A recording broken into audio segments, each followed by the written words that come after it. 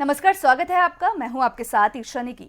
सबसे पहले तो आप ये सुनिए। साल का रिपोर्ट कार्ड के कुछ ही घंटों में उन्होंने देश में जिस प्रकार से पेट्रोल के दाम बढ़ा दिए, ये दिल्ली सरकार की शासन चलाने की नाकामयाबी का जीता जागता सबूत है। जी हाँ, ये कोई और नहीं बल्कि हमारे मोदी जी हैं, जो पेट्रोल की बढ़ती कीमतों पर अपना ज्ञान देते हुए दिख रहे हैं।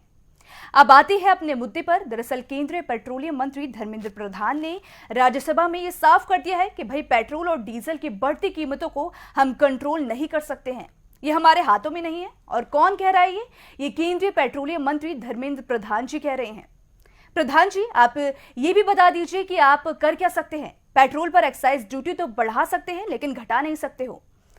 अब बहुत से लोग ये भी सवाल पूछेंगे और पूछना भी चाहिए कि कांग्रेस के टाइम पर पेट्रोल की कीमत में उछाल आया था और बेशक कांग्रेस के टाइम पर 82 रुपए पर लीटर पेट्रोल हो चुका था, लेकिन आपको गौर यहां पर करना होगा कि उस टाइम पर कच्चा तेल किस भाव पर मिलता था। तो चलिए इस बारे में बात करते हैं। सबसे पहले अगर वर्तमान की बात करें तो आज कच्चा तेल $63.30 पर बैरल के आसपास मिलता है और दिल्ली में जो पेट्रोल मिल रहा है वो है 89.29 रुपए में मिल रहा है। और कहीं ना कहीं तो प्रीमियम पेट्रोल ने सेंचुरी भी मार ली है।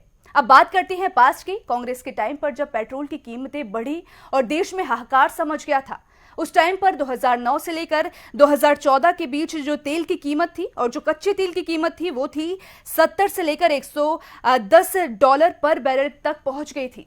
और उस टाइम पर पेट्रोल की कीमत 55 और 80 के बीच झूलती रही। जब 2014 में क्रूड ऑयल की कीमतें $115 पर बैरल हुई, तब जाकर पेट्रोल 82 रुपए पर लीटर मिलने लगा था। तभी देश में हाहाकार मच गया था और बीजेपी के बड़े बड़े नेता सड़कों पर आकर हंगामा करने लगे थे और अपने अपने बयान देने लगे थे। यह गौर कीजिए कि उस समय कच्चा तेल आज के समय से दोगुना था, फिर भी उस टाइम पर पेट्रोल की कीमत 80 से 82 के पार नहीं गई थी। और आज मोदी सरकार को कच्चा तेल उस टाइम के हिसाब से लगभग आधे में मिल रहा है। तब जाकर पेट्रोल और डीजल की कीमतों ने शतक जड़ा है।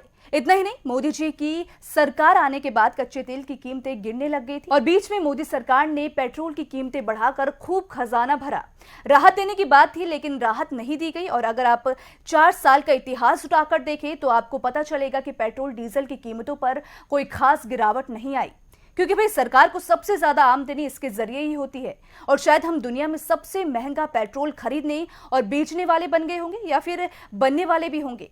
यहां मैं आपको यह भी बता दूं कि लॉकडाउन में कई मीडिया चैनल्स ने यह भी दिखाया कि कच्चे तेल की जो कीमत है वो बिस्लेरी की बोतल के बराबर हो गई है, लेकिन फिर भी मोदी सरकार ने पेट्रोल की कीमतों पर कोई गिरावट दर्ज नहीं की।